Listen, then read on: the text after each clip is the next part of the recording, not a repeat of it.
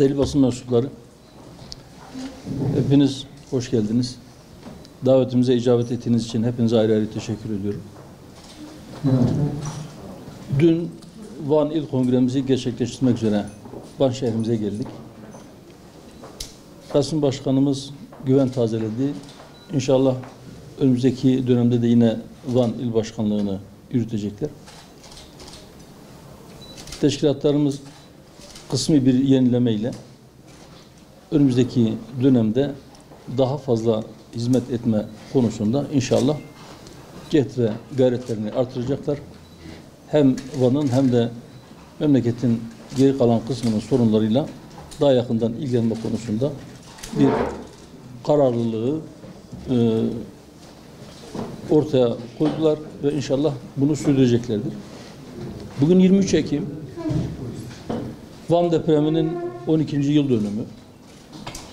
Bu vesileyle ben 12 yıl önce Erciş'te ve ondan yaklaşık 2 hafta sonra Van'da, merkezi Van olan depremde vefat eden bütün kardeşlerimize Allah'tan rahmet diliyorum. Malumlarınız olduğu üzere 7 Ekim sabahından bu yana sadece ülkemizin değil, bütün dünyanın bir numaralı gündemi Filistin meselesi. Siyonist rejimin Gazze'ye yapmış olduğu soykırım derecesine varan saldırılar ve bu saldırılarda ortaya çıkan vahşet görüntüleri ve dünyanın tabiri caizse özellikle Batı dünyasının sessizliği, sağır eden sessizliği. Gazze 17 yıldır kuşatma altında. 2016 yılında Hamas'ın seçimleri kazanmasından sonra hem karadan hem denizden ablukaya alındı ve en temel insani ihtiyaçların bile Gazze şeridine girmesine çok sınırlı bir şekilde izin verildi. Bazen bütün kesildi. 1948'de Siyonist işgal rejiminin kendisini devlet olarak ilan etmesinden bu yana çok ciddi, bazen soykırım derecesine varan çok ciddi katliamlar yaşanıyor.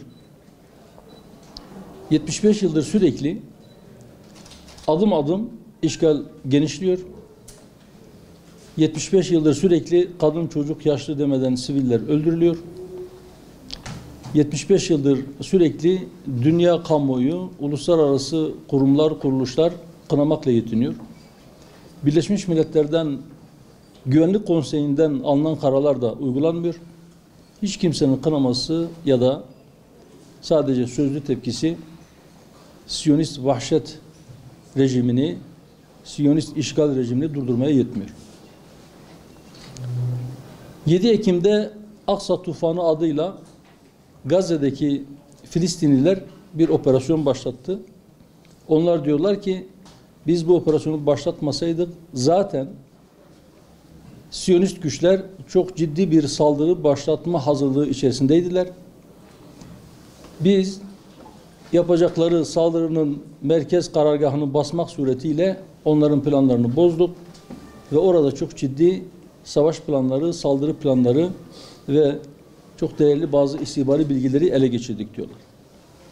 Muhtemeldir ki bu 7 Ekim günü yapılan baskında beklemediği bir darbe alan Siyonist rejim çizilen karizmasını düzeltmek için daha önce pek çok vahşet ortaya koyan Siyonist rejim daha önce yapmadığı kadar vahşileşti ve bu kez dünyanın gözünün önünde daha önce belki bir yıla yaydığı vahşeti şimdi birkaç haftaya sığdırma niyetinde ve durmadan saldırılarını sürdürüyor. Sayın Cumhurbaşkanı'nın eğer örgüt gibi davranırsa örgüt gibi muamele görür sözü anlamlıdır ama şunu da ilave etmek gerekir. 1948'den bu yana hiçbir zaman devlet gibi davranmadı. Hep örgüt gibi davrandı ve bundan sonra da bir terör örgütü gibi davranmaya devam edecek ve bizim nazarımıza zaten hiçbir zaman devlet olmamıştı. Orası bir devlet değil, bir terör örgütüdür, bir işgal rejimidir. Ve saldırıları hiçbir hukuk, hiçbir kural, hiçbir kaide, hiçbir değer tanımaksızın gerçekleştirmektedir.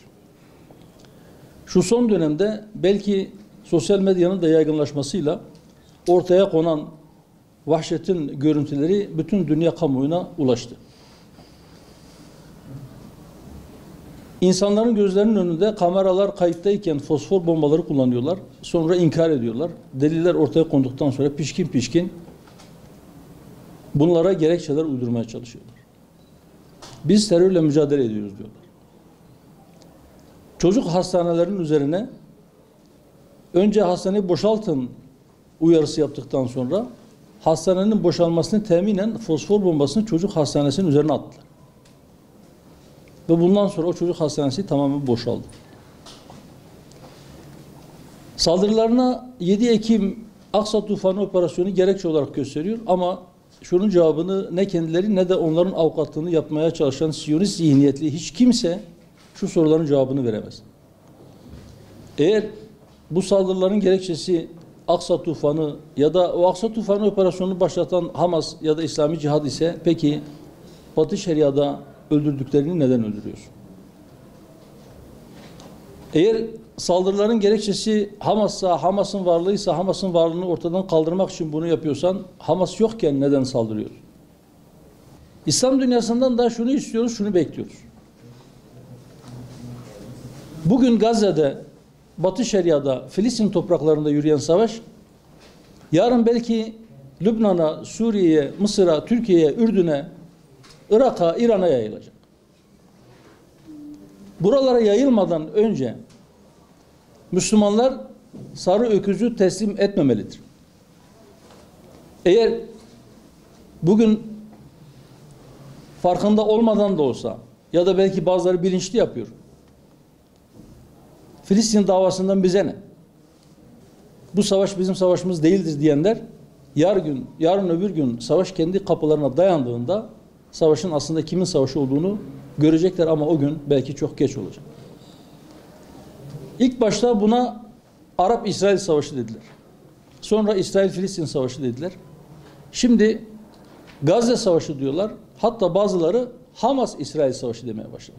Bununla aslında şunu söylüyorlar. Gittikçe karşı tarafta yani Siyonizmin karşısında yer alan cepheyi küçülterek, onu parçalara ayırarak Siyonizme bir anlamda hizmet ediyorlar, ekmeğine yağ sürüyorlar.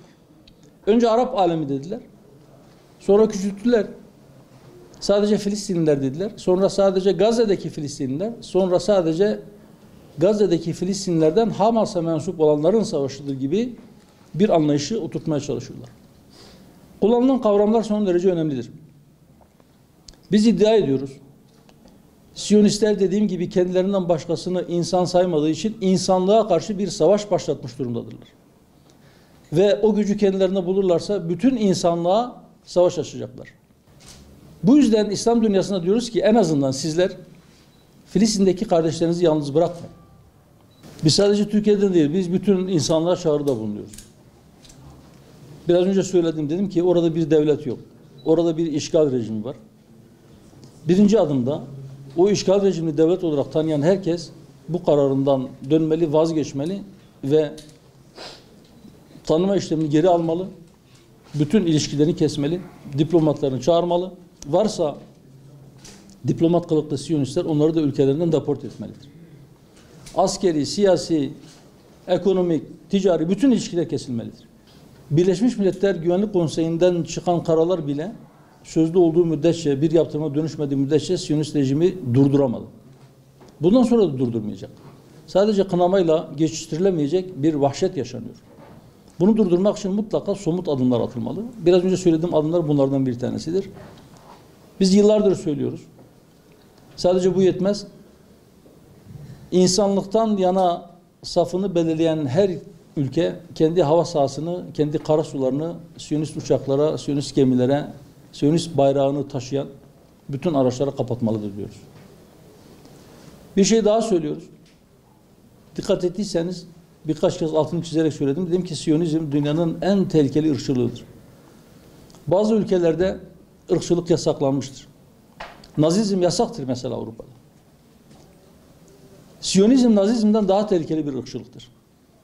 Bütün ülkeler kendi kanunlarında ırkçılığın her çeşidinin Siyonizm de içinde olmak üzere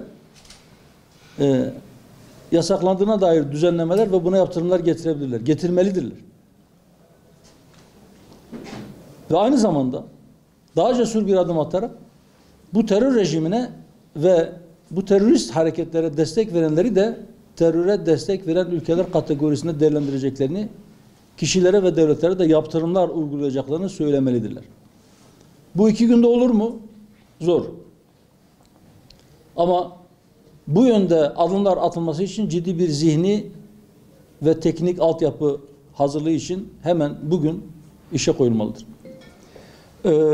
Evet, Van'a geldiğimizde, daha önce geldiğimizde Rasim Başkanım'dan Van'ın sorunlarıyla ilgili bir dosya almıştık. Bu geldiğimizde sorduk nedir durum Van'da diye. Pek bir değişiklik yok. Geçen geldiğinizde verdiğimiz dosyanın aynısını verebiliriz demişti. Bu üzüntü verici tabii. Sorunların büyük bir kısmının olduğu yerde durması, çözüme kavuşturulamamış olması bizi üzdü. Fakat maalesef Van'ın gerçekliği bu. Belki birileri bizi hükümetin ortağı ya da iktidarmış gibi görebilir ama biz iktidarın ortağı değiliz. Evet, biz Cumhur İttifakı'nda yer aldık. Fakat icra makamında olan bizler değiliz. Bu sorunların çözümü noktasında elimizden gelen şey sorunları tespit etmek, onlara çözüm önerileri geliştirmek. Daha önceki dönemde de yaptık. Bundan sonra da yapmaya devam edeceğiz. Ve elbette bunu meclise girmeden önce sadece belki buradaki basın toplantılarıyla, Van'daki basın aracılığıyla hem Van'ın hem de Türkiye'nin gündemine getiriyorduk. Ama inşallah bundan sonra daha fazla imkanlara sahip olduğumuza göre bu imkanları da kullanmamız ve Ankara'da da bunları gündeme getirmemiz gerekir. Ama şu hususun altını ben çizmek istiyorum. Takdir edersiniz ki bizim sadece 4 vekilimiz var ve 81 vilayet var. Biz bu 4 vekille 81 vilayetin tamamının sorunlarıyla ilgilenmek zorundayız. Bunu mazeret olsun diye söylemiyorum. Ve grup kuracak kadar milletvekili sayısı olmadığı için mecliste istediğimiz zaman ya da her gün söz alma imkanımız da yok.